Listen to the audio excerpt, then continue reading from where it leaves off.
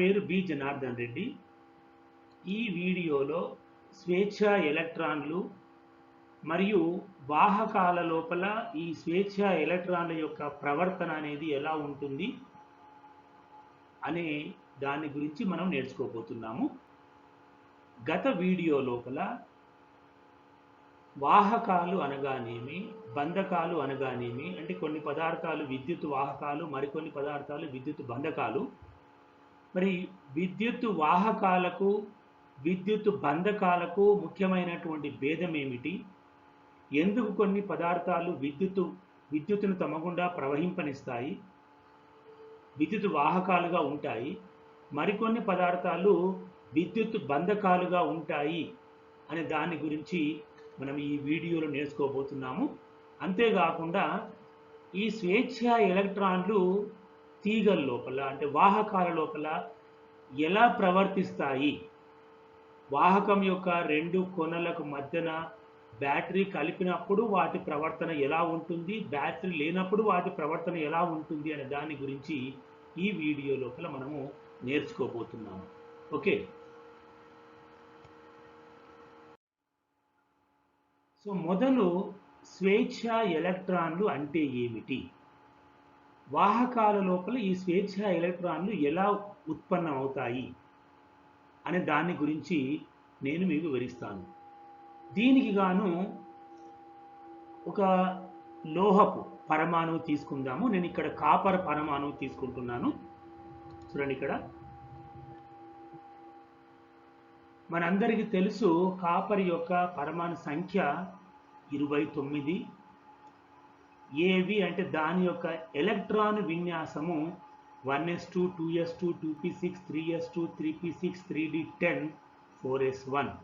అంటే మొదటి కక్ష లోపల 2 ఎలక్ట్రాన్లు తిరుగుతూ ఉంటాయి, రెండవ కక్ష లోపల 8 ఎలక్ట్రాన్లకు స్థానం ఉంటుంది, మూడవ కక్ష లోపల ఏకంగా 18 ఎలక్ట్రాన్లు తిరుగుతూ ఉంటాయి కేంద్రకం చుట్టూ, నాలుగవ కక్షలో 1 ఎలక్ట్రాన్ ఉంటుంది. మరి కాపర్ పరమాణువు యొక్క నిర్మాణాన్ని ఒకసారి మనం చూద్దాం. ఇక్కడ ఇది కాపర్ యొక్క కేంద్రకము, దానిలో 29 ప్రోటాన్లు ఉంటాయి కాబట్టి దాని పరమాణు సంఖ్య 29. మరి ఒక తటస్థ కాపర్ పరమాణువుని తీసుకున్నట్లయితే ఎన్ని ప్రోటాన్లు ఉంటాయో, అంటే కేంద్రకంలో ఎన్ని ప్రోటాన్లు ఉంటాయో కేంద్రకం చుట్టూ అంతే సంఖ్యలో ఎలక్ట్రాన్లు వేరు వేరు కక్షల లోపల తిరుగుతూ ఉంటాయి. ఇది రైట్. సో ఇది మొదటి కక్ష n=1, దీంట్లో 2 ఎలక్ట్రాన్లు తిరుగుతూ ఉంటాయి. Is it. నెక్స్ట్ n=2, రెండవ కక్ష, దీంట్లోపల మనకు 8 ఎలక్ట్రాన్లు, n=3, మూడవ కక్ష, దీంట్లో 18 ఎలక్ట్రాన్లకు స్థానం ఉంటుంది అన్నమాట. సో ఈ రకంగా మనం మొత్తం లెక్కించినట్లయితే ఇప్పుడు 18 ఎలక్ట్రాన్లు ఈ కేంద్రకం చుట్టూ తిరుగుతూ ఉన్నాయి. అంటే ఇక్కడ ఈ మూడవ కక్షలో 18 ఎలక్ట్రాన్లు, దీంట్లో ఒక 8 ఎలక్ట్రాన్లు, దీంట్లో ఒక 2 ఎలక్ట్రాన్లు, మొత్తము 28 ఎలక్ట్రాన్లు ఇప్పుడు కక్షల్లో తిరుగుతున్నాయి. మరి 29వ ఎలక్ట్రాను 4వ కక్ష లోపల తిరుగుతూ ఉంటుంది, అది n=4. ఇప్పుడు ఇది విద్యుత్ పరముగా ఈ కాపర్ పరమాణువు తటస్థముగా ఉన్నది అని అర్థం. ఎందుకొరకంటే ఎన్ని ధనావేశాలు ఉన్నాయో కేంద్రకం లోపల అంతే సంఖ్యలో రుణావేశాలు, అంటే ఎలక్ట్రాన్లు కేంద్రకం చుట్టూ తిరుగుతున్నాయి. అంతేకాకుండా ఈ ఎలక్ట్రాన్లన్నీ కూడా కేంద్రకం యొక్క ఆకర్షణకు గురి అవుతూ మరి కేంద్రకం చుట్టూ తిరుగుతూ ఉంటాయి. అంటే ఈ వీటన్నిటిపైన, ఈ ఎలక్ట్రాన్ల పైన కేంద్రకం యొక్క ఆకర్షణ ఉంటుంది. బాహ్య కక్షలో ఉన్నటువంటి ఎలక్ట్రాన్ల పైన కేంద్రకం యొక్క ఆకర్షణ తక్కువగా ఉంటుంది. మరి అంతర కక్షలో ఉన్నటువంటి ఎలక్ట్రాన్ల పైన కేంద్రకం యొక్క ఆకర్షణ ఎక్కువగా ఉంటుంది. ఈ విషయం మనకు తెలుసు. ఇప్పుడు ఇది ఒక ఒంటరి తటస్థ పరమాణు అనుకుందాం. అంటే ఇది పూర్తిగా ఒంటరిగా ఉంది, దీని చుట్టూ ఇతరత్ర పరమాణువులు ఏవి లేవు అనుకోండి. అప్పుడు ఇందులో ఉన్నటువంటి అన్ని ఎలక్ట్రాన్లు కూడా కేంద్రకం యొక్క ఆకర్షణకు గురి అయి కేంద్రకం చుట్టూ తిరుగుతూ ఉంటాయి. అంటే ఇక్కడ ఈ పరమాణువు ఏ ఒక్క ఎలక్ట్రాన్ని కూడా వదులుకోలేదు అని అర్థం. ఎప్పుడు అది ఒంటరిగా ఉన్నప్పుడు. ఒకవేళ ఈ పరమాణువు ఒంటరి తటస్థ పరమాణువు అయితే అని చెప్పేది. ఓకేనా? కాపర్ తటస్థ పరమాణువు. అయితే ఇదే కాపర్ తటస్థ పరమాణువు ఒకవేళ కాపరు లోహంలో ఉంది అనుకుందాం. అంటే అర్థమైందంటే దీని చుట్టూ ఇంకా కొన్ని కాపర్ పరమాణువులు ఒక దగ్గర కలిసి కాపర్ ముక్కను ఏర్పాటు చేసినాం అనుకోండి. మరి అప్పుడు చూద్దాం. సేమ్ ఇందాక చెప్పినటువంటిది మళ్ళీ చూస్తున్నాం ఇక్కడ మనము. పరమాణు సంఖ్య 29, ఎలక్ట్రాన్ విన్యాసం 1s2, 2s2, 2p6, 3s2, 3p6, 3d10, 4s1. Okay, ఇందాక చూసినాం మనం ఇదంతా కూడా.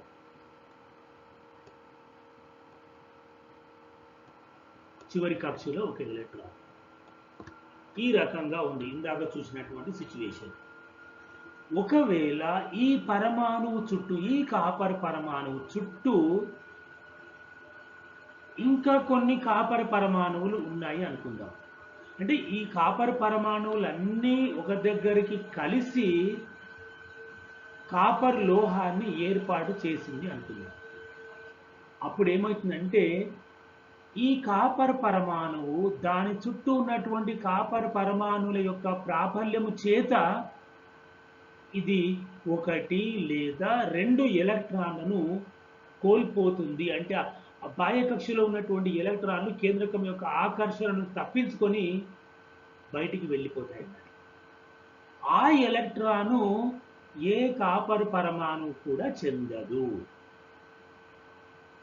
ఇదేంటి మరి ఆ ఎలక్ట్రాన్ను ఈ మాతృ పరమాణువుకు చెందదు, మరియు ఇతర ఏ కాపర్ పరమాణువులకు చెందకుండా స్వేచ్ఛగా ఆ లోహం అంతటా తిరుగుతుంటుంది. దాన్ని మనం ఏమంటామంటే స్ఫటిక జాలకము అంటాం. అంటే కాపర్ పరమాణువు ఎలక్ట్రాన్లను కోల్పోయిన తర్వాత అది ధనావేశ అయాన్గా మారుతుంది. ఈ కాపర్ ధనావేశ అయాన్లన్నీ కూడా వాటి వాటి స్థానాల లోపల స్థిరముగా అమర్చబడి ఉంటాయి. మరి ఈ ధనావేశాలు ఉన్నటువంటి ఈ అమరికను ఏమంటారంటే, స్థిరమైనటువంటి అమరికను ఏమంటారంటే స్ఫటిక జాలకం అంటారు. అది నేను నెక్స్ట్ చూపిస్తాను. ఇప్పుడు ఉదాహరణకు ఈ కాపర్ పరమాణు ఒక ఎలక్ట్రాన్ని కోల్పోయింది అనుకో, అది కాపర్ అయాన్గా మారిపోతుంది. ఇప్పుడు ఇది స్వేచ్ఛా ఎలక్ట్రాన్ అన్నట్టు. ఈ స్వేచ్ఛా ఎలక్ట్రాను ఈ కేంద్రకం యొక్క ఆకర్షణకు గురి కాదు. కేంద్రకం యొక్క ఆకర్షణను తప్పించుకొని బయటికి వెళ్ళిపోయింది. మరి ఈ స్వేచ్ఛా ఎలక్ట్రాను ఈ మాతృ పరమాణువుకు కానీ లేక ఇతరత్ర ఏ కాపర్ పరమాణువులకు కానీ చెందదు. అది స్వేచ్ఛగా అటు ఇటు తిరుగుతూ ఉంటుంది. దీన్నే మనము వాహక ఎలక్ట్రాను లేక స్వేచ్ఛా ఎలక్ట్రాను అని అంటాము. మరి ఇప్పుడు కేంద్రకం చుట్టూ ఎన్ని ఎలక్ట్రాన్లు ఉన్నాయి? 28 ఎలక్ట్రాన్లు అయినాయి. 29 ప్రోటాన్లు ప్లస్లు ఉన్నాయి. కాబట్టి ఇది కాపర్కు ధనావేశ అయాన్గా మారుతుంది అన్నట్టు. ఈ కాపర్ ధనావేశ అయాను ఒక దగ్గరనే ఉంటుంది. అది చలనము చెందదు, అది గమనంలోనికి రాదు, అది ఒక దగ్గర స్థిరంగా ఉంటుంది. అది ఇది రేటు. మరి కేవలం ఈ ఎలక్ట్రాన్ మాత్రమే, ఈ స్వేచ్ఛా ఎలక్ట్రాన్ మాత్రమే స్ఫటిక జాలకము లోపల ఇది స్వేచ్ఛగా అటు ఇటు తిరుగుతూ ఉంటుంది. అది ఏ పరమాణువు కూడా చెందదు. ఇటువంటి స్వేచ్ఛా ఎలక్ట్రాన్లు కేవలము కొన్ని పదార్థాలు మాత్రమే ఇస్తాయి. మామూలు గది ఉష్ణోగ్రత వద్దనే పదార్థాలు, ప్రధానంగా లోహాలు స్వేచ్ఛా ఎలక్ట్రాన్ను ఇస్తాయి. మరి పేపర్ ముక్క కానివ్వండి, రబ్బరు కానివ్వండి, ఏవైతే విద్యుత్ బంధకాలు ఉన్నాయో ఇటువంటి ఆ విద్యుత్ బంధకాల్లో ఉన్నటువంటి పరమాణువులు స్వేచ్ఛా ఎలక్ట్రాన్లను కోల్పోవు, ఇవ్వవు. అందుకొరకే అవి తమ గుండా విద్యుత్తును ప్రవహింపనివ్వవు. కాబట్టి విద్యుత్ వాహకాలకు విద్యుత్ బంధకాలకు ఉన్నటువంటి ముఖ్యమైన భేదం ఏంటి? విద్యుత్ వాహకాల లోపల పరమాణువులు స్వేచ్ఛా ఎలక్ట్రాన్ను ఇస్తాయి. ఆ స్వేచ్ఛా ఎలక్ట్రాన్లే కరెంటుకు కారణము. అది మీకు తర్వాత చెప్తాను. మరి విద్యుత్ బంధకములో ఉన్నటువంటి పరమాణువులు ఈ స్వేచ్ఛా ఎలక్ట్రాన్ను ఇవ్వవు. అందుచేత వాటిలో విద్యుత్తు అనేది ప్రవహించదు. మరి ఇంత పెద్దగా మనం చూపించాలంటే ఇబ్బంది కాబట్టి ఈ మొత్తము ఈ పరమాణువును అన్నింటి కూడా మనము ఇలా చూపించవచ్చు. ఇప్పటి నుంచి ఇలా చూపిస్తాను. ఇది కాపర్ పరమాణువు, ఇది కాపర్ తటస్థ పరమాణువు ఎలక్ట్రాన్ని కోల్పోయింది, కాపర్ అయాన్గా మారింది. చూడండి, ఇది స్వేచ్ఛ ఎలక్ట్రాన్. ఈ మొత్తము నిర్మాణాన్ని ఇక్కడ సూక్ష్మంగా చూపించాను. ఇంత పెద్దగా చూపడం ఇబ్బంది కాబట్టి ఇక్కడ నుంచి ఇలా చూపిస్తాను. ఇది ఇప్పుడు ఈ కాపర్ పరమాణువు చుట్టూ ఇతరత్ర కాపర్ పరమాణువులు ఉన్నవని మనం భావించాలి. అది కూడా నేను చూపిస్తాను.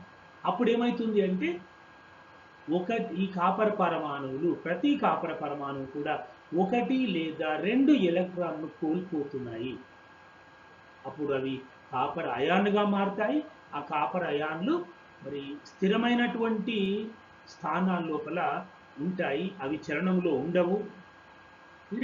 మరి ఈ కాపర్ అయానుల యొక్క అమరికను స్ఫటిక జాలకం అని అంటారు. ఆ స్ఫటిక జాలకం లోపల ఈ స్వేచ్ఛ ఎలక్ట్రాన్లు అటు ఇటు క్రమరహితంగా తిరుగుతూ ఉంటాయి. ఓకేనా? అదే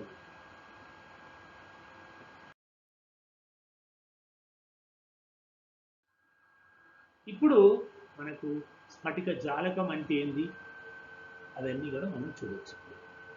చూడండి, ఇప్పుడు ఇది ఒక కాపర్ పరమాణువు. అంటే నేను ఇక్కడ కొన్ని కాపర్ పరమాణువులన్నింటినీ ఒక దగ్గరికి చేర్చి ఒక లోహాన్ని తయారు చేస్తున్నాను. కాపరు ఒక పీస్ని, కాపర్ ముక్కను తయారు చేస్తున్నాను అనుకోండి ఉదాహరణకు. ఇది ఒక కాపర్ పరమాణువు, ఇది ఒక కాపర్ పరమాణువు. ఈ రకంగా త్రిమితీయంగా కాపర్ పరమాణువులు ఈ రకంగా అమర్చబడి ఉన్నాయి. ఎప్పుడైతే ఈ రకంగా ఉన్నాయో ఇవన్నీ ఒక దగ్గరికి వచ్చి కాపర్ లోహాన్ని ఏర్పరిచినప్పుడు ఏమైతాయంటే ఒక కాపర్ పరమాణువు దాని చుట్టూ ఉన్నటువంటి ఇతర కాపర్ పరమాణువుల యొక్క ప్రాబల్యానికి గురి అయ్యి అవి ప్రతి కాపర్ పరమాణువు 1 లేదా 2 ఎలక్ట్రాన్లు కోల్పోతాయి. చూడండి ఎలా కోల్పోతాయో. ఇది ఒక ఎలక్ట్రాన్ కోల్పోయింది కాబట్టి Cu+, ఇది కాపర్ అయాన్. ఇది ఓకేనా? ఇది చెల్లించదు, స్థిరంగా ఉంటుంది. మరి ఇదేంది? స్వేచ్ఛ ఎలక్ట్రాన్ను స్ఫటిక జాలకములో చిందర వందరగా అటు ఇటు క్రమరహితంగా తిరుగుతూ ఉంచండి. ఇది 2 ఎలక్ట్రాన్లు కోల్పోయింది, ఇదొక ఎలక్ట్రాన్ని కోల్పోయింది, ఇదొకటి. చూడండి ఆ ఎలక్ట్రాన్లన్నీ ఎలా తిరుగుతూ ఉన్నాయి. ఈ రకంగా కాపర్ పరమాణువులు ఎలక్ట్రాన్ను కోల్పోతాయి. 1 లేక 2 ఎలక్ట్రాన్లు కోల్పోయినాయి. కోల్పోయిన తరువాత ఇవన్నీ కూడా ధనాత్మక అయాన్లుగా మారి ఉన్నాయి. ఈ ధనాత్మక అయాన్లు వాటి స్థానాల లోపల అమర్చబడి ఉంటాయి. అవి కదులవు, అవి గమనంలోనికి రావు. మరి ఈ రకంగా ధనాత్మక అయానులు స్థిరమైనటువంటి ప్రదేశాలలో, స్థిరమైనటువంటి స్థానాలలో అమర్చి ఉన్నటువంటి దాన్ని స్ఫటిక జాలకం అంటాము. ఈ స్ఫటిక జాలకము లోపల ఒక క్రమమైనటువంటి పద్ధతి లోపల ఇవి అయాన్లు అమర్చబడి ఉన్నాయి కాబట్టి దాన్ని మనం స్ఫటిక జాలకం అంటాము. ఈ స్ఫటిక జాలకం లోపల ఇవన్నీ కూడా స్వేచ్ఛ ఎలక్ట్రాన్లు చూడండి ఎలా తిరుగుతున్నాయి. అవి ఒక క్రమమైనటువంటి పద్ధతి లోపల తిరగడం లేదు, క్రమరహితంగా అటు ఇటు చిందర వందరగా తిరుగుతూ ఉన్నాయి. ఇటువంటి స్వేచ్ఛ ఎలక్ట్రానులు కేవలము వాహకాల్లోనే ఉంటాయి, కొన్ని పదార్థాల్లోనే ఉంటాయి. ప్రధానంగా లోహాలు, మానవ శరీరము, నీరు, అంటే స్వచ్ఛమైన నీరు కాదు, మామూలు నీరు, వీటన్నింటి లోపల కూడా ఈ రకమైనటువంటి స్వేచ్ఛ ఎలక్ట్రాన్లు ఉంటాయి. విద్యుత్ ప్రవాహానికి కారణము ఈ స్వేచ్ఛ ఎలక్ట్రానులే. ఏ పదార్థములోనైతే స్వేచ్ఛ ఎలక్ట్రాన్లు లభ్యమవుతాయో అది వాహకముగా పనిచేస్తుంది. మరి ఇటువంటి స్వేచ్ఛ ఎలక్ట్రాన్లు మనం రబ్బరు తీసుకున్న, ప్లాస్టిక్ తీసుకున్న, వాటి పరమాణువులు ఈ రకముగా ఎలక్ట్రాన్లను కోల్పోవు, వదిలిపెట్టవు. అయితే ఇప్పుడు ఈ మొత్తము మనము ఈ కాపర్ ముక్క పరంగా చూసినట్లయితే ఇది తటస్థంగానే ఉంటుంది, దీనికి ఎలాంటి ఆవేశం ఉండదు. అంటే వీటికి ధనావేశాలు ఉన్నాయి అయాన్లకు. మరి ఎన్నైతే ధనావేశాలు ఉన్నాయో అంతే సంఖ్యలో మనకు రుణావేశాలు స్ఫటిక జాలకంలో తిరుగుతూ ఉంటాయి కాబట్టి ఈ మొత్తము రాగి ముక్కకు ఎలాంటి ఆవేశము ఉండదు. ఇది ఇది అన్నట్లు మనకు. ఇది స్వేచ్ఛ ఎలక్ట్రాన్లు వాటి యొక్క ప్రవర్తన. ఓకే.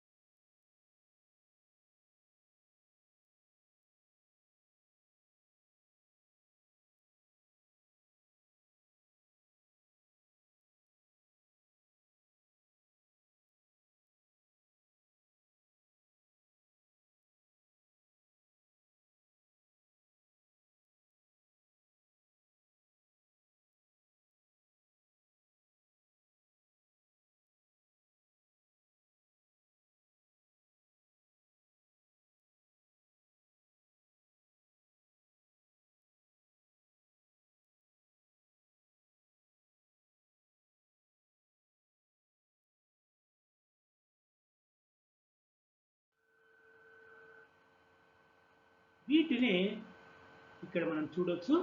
వాహకాలలో అధిక సంఖ్యలో స్వేచ్ఛ ఎలక్ట్రాన్లు ఉంటాయి. బంధకాలలో స్వేచ్ఛ ఎలక్ట్రాన్లు ఉండవు. ఇక్కడ చూడొచ్చు, ఇందాక చెప్పినటువంటి దాన్ని చూడొచ్చు ఇక్కడ. ఓకేనా? ఇగో ఇక్కడ ఈ వీటిలో ఈ ప్లస్ ప్లస్ అని పెట్టాను కదా, అవన్నీ కూడా కాపర్ అయాన్లు. అవన్నీ కూడా ఇది ఈ కాపరు ధనాత్మక అయాన్లన్నీ కూడా ఒక క్రమమైనటువంటి పద్ధతి లోపల వాటి స్థానాల లోపల అమర్చబడి ఉన్నాయి. కాబట్టి ఈ అమరికను ఏమంటారంటే స్ఫటిక జాలకం అని అంటారు. ఈ స్ఫటిక జాలకంలో ఇక్కడ చూడండి, చిన్నగా మైనస్ గుర్తున్నటువంటి చిన్న చిన్న ఈ ఎలక్ట్రాన్లు క్రమరహితముగా చిందర వందరగా అటు ఇటు ఇటు అటు క్రమరహితంగా తిరుగుతూ ఉన్నాయి. మరి ఇప్పుడు మనము ఈ వాహకములో ఒక ప్రమాణ అడ్డుకోత వైశాల్యాన్ని మనం ఊహించినట్లయితే, ఇట్లా ఒక అడ్డుకోత వైశాల్యము మనం ఊహించినట్లయితే, ఎడమ నుంచి కుడికి ఒక సెకనులో ఎన్ని ఎలక్ట్రాన్లు అడ్డుకోత వైశాల్యం గుండా పోతాయో, కుడి నుంచి ఎడమకు అదే ఒక సెకండ్లో అన్ని ఎలక్ట్రాన్లు పోతాయి. అంటే ఎడమ నుంచి కుడికి ఎన్ని ఎలక్ట్రాన్లు దాటుతుంటాయో కుడి నుంచి ఎడమకు కూడా అంతే సంఖ్యలో ఎలక్ట్రాన్లు దాటుతూ ఉంటాయి ఈ క్రమరహిత చలనం వల్ల. అంటే ఈ తీగ యొక్క రెండు కొనల మధ్య ఒక కొన నుంచి మరొక కొనకు నికర ఆవేశము 0. నికర ఆవేశం అంటే ఈ కొన నుంచి ఈ కొనకు ఇంత ఆవేశము ప్రవహించింది అని చెప్పలేము. ఎందుకొరకు? ఇక్కడ నుంచి ఇక్కడ ఈ అడ్డుకోత వైశాల్యం నుంచి ఇక్కడ నుండి ఇక్కడికి ఎంత ఆవేశం పోతుందో ఇక్కడ నుంచి ఇక్కడికి కూడా అంతే ఆవేశం పోతుంది ఒక సెకండ్ లోపల. కాబట్టి మరి ఈ రకంగా ఈ వాహకం కాపర్ తీగ, ఇది ఈ కాపర్ తీగ యొక్క రెండు కొనల మధ్యన మరి ఒక కొన నుంచి రెండవ కొనకు పారేటటువంటి లేక ప్రవహించేటటువంటి నికర ఆవేశము 0. వాస్తవం చెప్పాలంటే ఈ ఆవేశాలు అంటే ఈ ఎలక్ట్రాన్ల యొక్క నిర్దేశిత ప్రవాహాన్ని కరెంటు అంటాము. అది నెక్స్ట్ మనం చూద్దాం. ఓకేనా? చూడండి ఎలా తిరుగుతున్నాయి ఎలక్ట్రాన్లని, చిందర వందరగా తిరుగుతూ ఉంటాయి. ఓకే.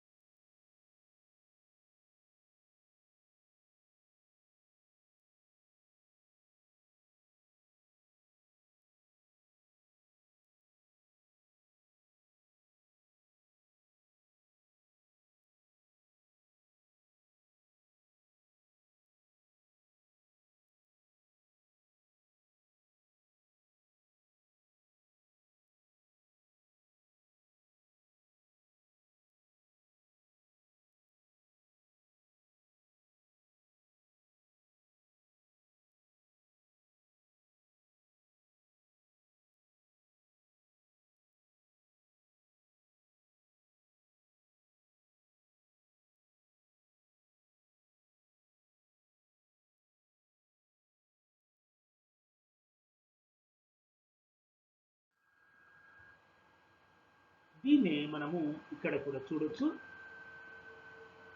కాకపోతే ఇక్కడ నేను కేవలం స్వేచ్ఛ ఎలక్ట్రాన్లు మాత్రమే చూపడం జరిగినది.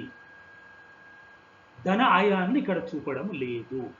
ఎందుకొరకంటే మనకు వీటితోనే పని.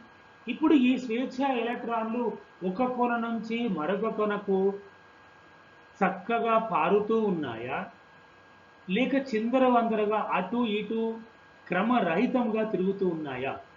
దీన్ని చూస్తేనే మనం చెప్పొచ్చు, క్రమరహితంగా చిందరవందరగా ఈ వాహకమంతా తిరుగుతూ ఉంటాయి. ఇప్పుడు ఈ వాహకములో ఇక్కడ ఒక అడ్డుకోత వైశాల్యాన్ని మనం తీసుకున్నాం. ఇట్లా ఒక చిన్న ఒక క్రాస్ పెట్టినాం అనుకోండి, ఇక్కడ అడ్డుకోత వైశాల్యం పెట్టినాం. ఈ అడ్డుకోత వైశాల్యం తీసుకుంటే ఒక సెకనులో ఎడమ నుంచి కుడికి ఎన్ని పోతాయో ఎలక్ట్రాన్లు, అదే సెకనులో కుడి నుంచి ఎడమ కూడా అన్ని ఎలక్ట్రాన్లు ఈ అడ్డుకోత వైశాల్యం గుండా పోతుంటాయి. అంటే ఒక కొన నుంచి రెండవ కొనకు ప్రవహించేటటువంటి నికర ఆవేశము 0. అందుకే దీనిలో కరెంటు ఉండదు. దీనిలో కరెంట్ లేదు. ఇప్పుడు ఎలక్ట్రాన్లు గమనంలో ఉన్నాయి, ఇవన్నీ స్వేచ్ఛ ఎలక్ట్రాన్లే గమనంలో ఉన్నాయి, కానీ అవి ఒక నిర్దిష్టమైనటువంటి దిశ లోపల ప్రసరించడం లేదు, లేక ప్రయాణించడం లేదు. చిందరవందరగా వాహకం అంతటా చిందరవందరగా తిరుగుతూ ఉన్నాయి. ఓకేనా? మరి ఇటువంటి కాపర్ తీగకు ఒక బ్యాటరీ పెడుతున్నాం మనము. బ్యాటరీ పెడితే ఏం జరుగుతుందో ఇప్పుడు చూద్దాం మనం.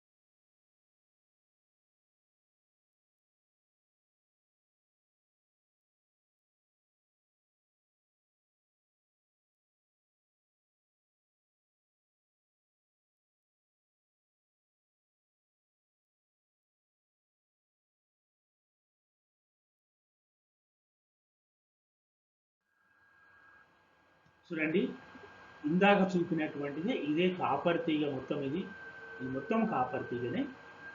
ఓకే, ఈ కాపర్ తీగ ఒక తెరిచినటువంటి వలయాన్ని ఏర్పరిచింది. అంటే ఈ కొనలు కలవలేదంటే ఇక్కడ మొత్తం ఇక్కడికి వచ్చినాయి.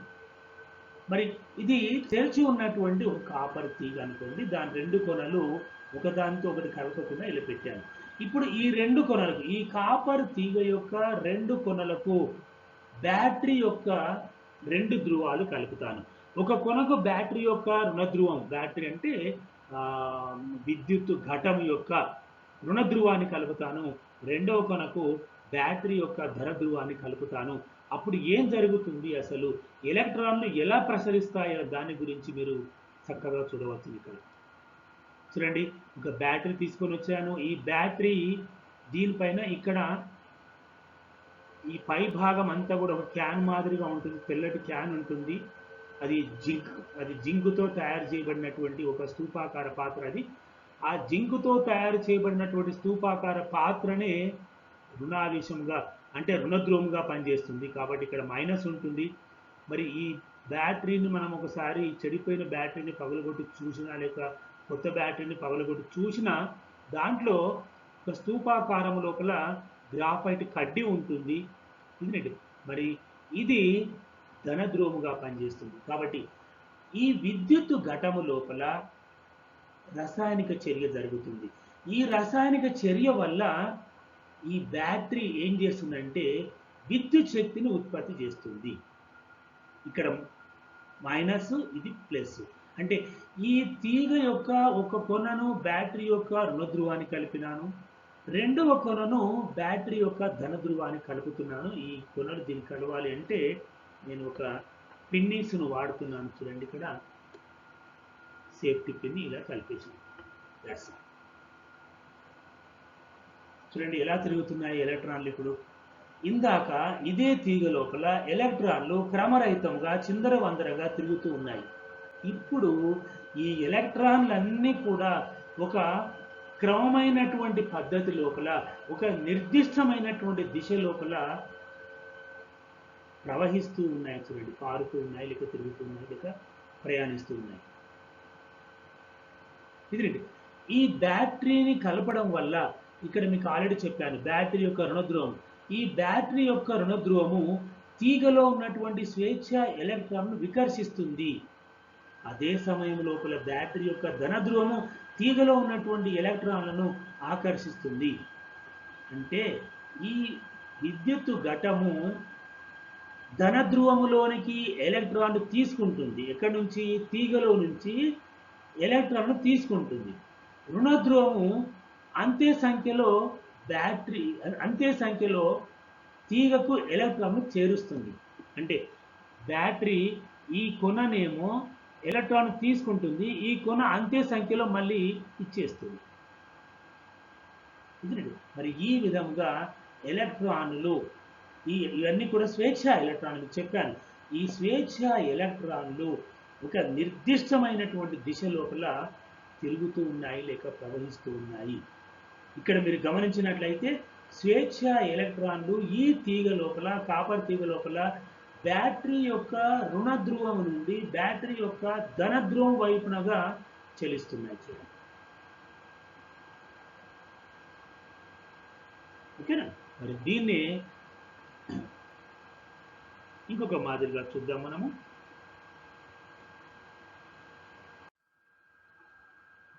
సేమ్ ఇదే తీగ, ఇందాక తీసుకున్నటువంటి తీగని ఇలా కలిపాను.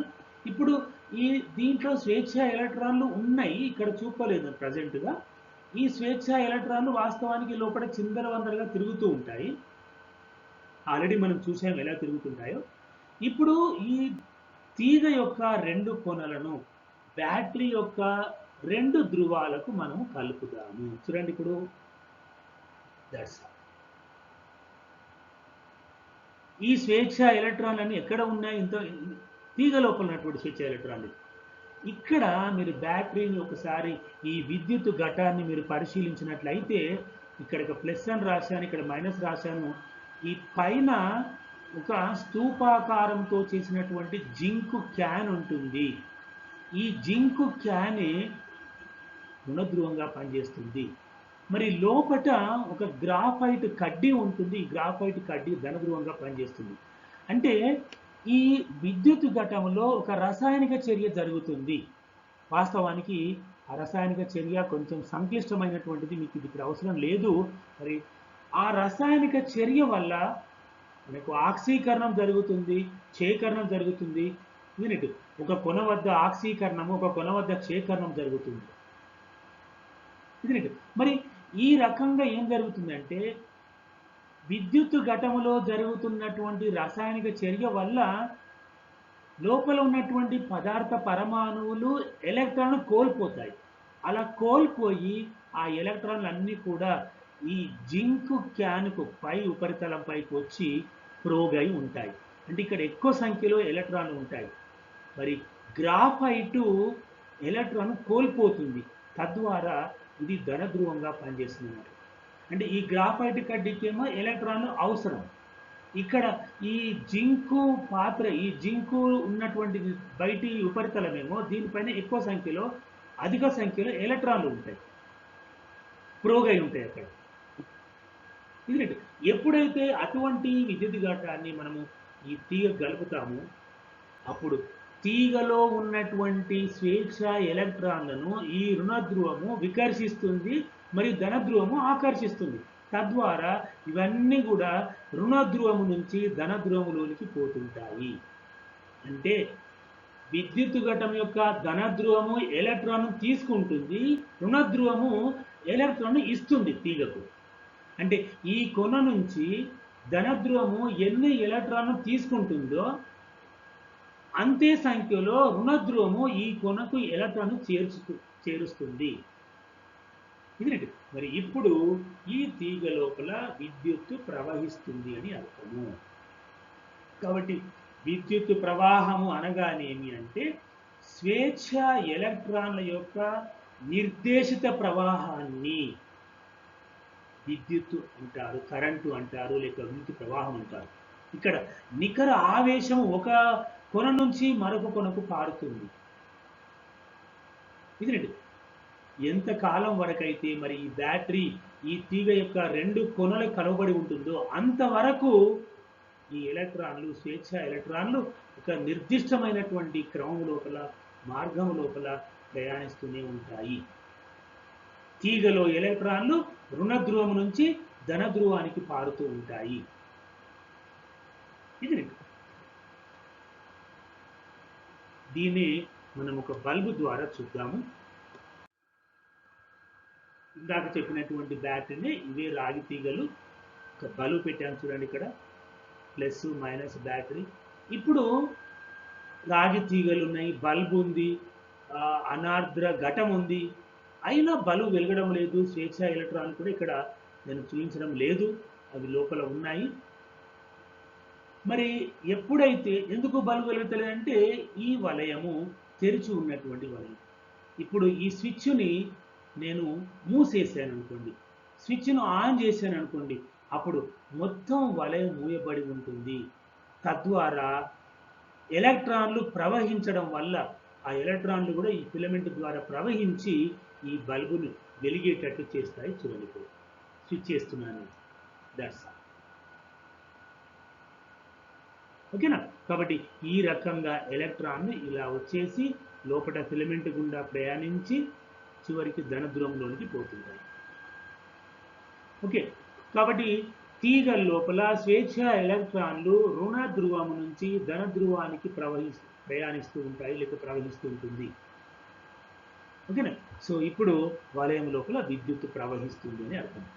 మనకు రెండు రకాల కరెంటులను గురించి నేను మీకు నెక్స్ట్ వీడియోలో చెప్తాను. ఒకటి ఎలక్ట్రానిక్ కరెంటు, రెండవది సాంప్రదాయ కరెంటు. అవి ఎలా చెప్తానో మీకు నెక్స్ట్ వీడియోలో చెప్తాను. ఇది సో ఇది అన్నట్టు మనకు. దీన్ని ఇక్కడ కూడా చూడండి, కరెంటు దిశను చూపిస్తున్నాను ఇక్కడ నేను, అంటే ఎలక్ట్రాన్లు ప్రసరించే దిశను చూపిస్తున్నాను. స్విచ్ ఆన్ చేసినాం అనుకోండి, చూడండి, ఇది ఎలక్ట్రాన్ల ప్రవాహ దిశ. ఇక్కడి ఎలక్ట్రాన్ చూపిస్తున్నాను, అంటే ఈ దిశ లోపల ఎలక్ట్రాన్లు ప్రవహిస్తూ ఉంటాయని చెప్పడానికి ఇలా చేశాను నేను. ఓకేనా? ఇది మరి స్వేచ్ఛ ఎలక్ట్రాన్లు, తీగ లోపల స్వేచ్ఛ ఎలక్ట్రాన్లు, వాటి యొక్క ప్రవర్తన. ఒక వాహకం యొక్క రెండు కొనలకు ఎలాంటి బ్యాటరీ కలపనప్పుడు అందులో ఉండే స్వేచ్ఛ ఎలక్ట్రాన్లు క్రమరహితంగా తిరుగుతుంటాయి, కాబట్టి దాంట్లో కరెంటు ఉండదు. ఎప్పుడైతే వాహకం యొక్క రెండు కొనలకు బ్యాటరీ కలుపుతామో, అనార్ద్ర ఘటాన్ని కలుపుతామో, అప్పుడు ఆ అనార్ద్ర ఘటము లేక బ్యాటరీ అనేది తీగ లోపల ఉన్నటువంటి స్వేచ్ఛ ఎలక్ట్రాన్లను ఒక నిర్దిష్టమైనటువంటి క్రమము లోపల ప్రయాణించేటట్టు చేస్తుంది. ఇది సో ఇటువంటి స్వేచ్ఛ ఎలక్ట్రాన్లు ఏ పదార్థాల్లోనైతే లభ్యమవుతాయో, ఉంటాయో, అవి వాహకాలు. కాపరు, అల్యూమినియం, జింకు, ఐరన్, ఇవన్నీ కూడా వాహకాలు. పెన్సిల్, లెడ్, ఇది రెండు. మరి అవాహకాలు రబ్బరు, ప్లాస్టిక్ తీసుకున్నట్లయితే వాటిలో ఈ స్వేచ్ఛ ఎలక్ట్రాన్లు ఉండవు కాబట్టి వాటికి బ్యాటరీ కలిపినా ఎలాంటి ప్రయోజనం ఉండదు, దాంట్లో కరెంటు ప్రసారం జరగదు. ఓకేనా? సో నెక్స్ట్ వీడియో లోపల మీకు సాంప్రదాయ విద్యుత్తు అంటే ఏంది, ఎలక్ట్రానిక్ కరెంటు అంటే ఏంది, సాంప్రదాయ కరెంటు మరియు ఎలక్ట్రానిక్ కరెంటుల మధ్య ఉన్నటువంటి భేదం ఏంటి అనే దాని గురించి మీకు చెప్పడం జరుగుతుంది. Okay, thank you.